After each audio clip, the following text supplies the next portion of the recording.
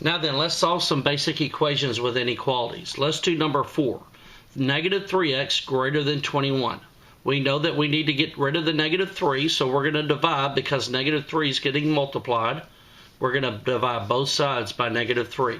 What did we just learn when we divide by a negative? We're going to flip our inequality, aren't we? The negative 3's on the left cross out, so you'll get x less than negative 7, right?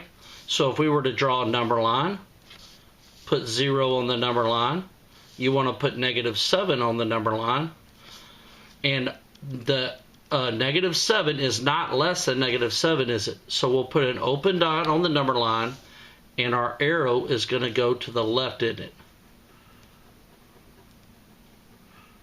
Notice that the arrow tip matches up to the inequality. Let's do number 5. We're going to move over the 7 first, and then we'll divide by negative 2, aren't we? So we're going to move over the 7, then divide by negative 2. So we'll subtract 7. We're not going to flip it when we add or subtract, only when we divide. So we'll have negative 2x less than or equal to 6. Now we'll divide both sides by negative 2. We'll get x. If you put a negative down here, you need to write down flip, don't you? Okay, so we'll get x, flip this to greater than or equal to, 6 divided by negative 2 is negative 3, isn't it? Now then we need to graph this. We're going to draw a number line, label it x, put 0. We're going to put negative 3 on the number line. Negative 3 is not greater, but it's equal to negative 3, isn't it? So on this one, we're going to fill in the circle. Do you see the difference? If it's equal, you fill in the circle. If it doesn't have the equal bar with the inequality, you leave the circle open.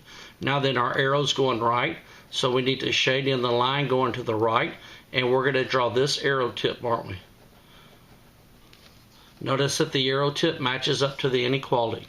Number 6, we're going to move over the 8, or the 3, I'm sorry, to combine it to the 8.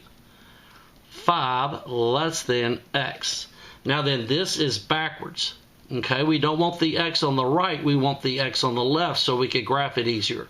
So we're gonna just turn the whole thing around. We're gonna have x greater than 5.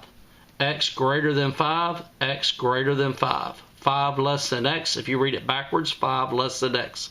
Now then, this is much easier to graph with than this. So when you solve an inequality, rewrite it and put your x on the left. We're going to draw an inequality.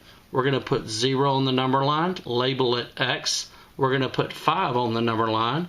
Do we need an open or closed dot? It doesn't have an equal bar, so we're going to have an open dot, and our arrow tip is going to go to the right. Notice how the arrow tip matches up to the inequality, and you don't want your x on the right, you want it on the left when you graph it.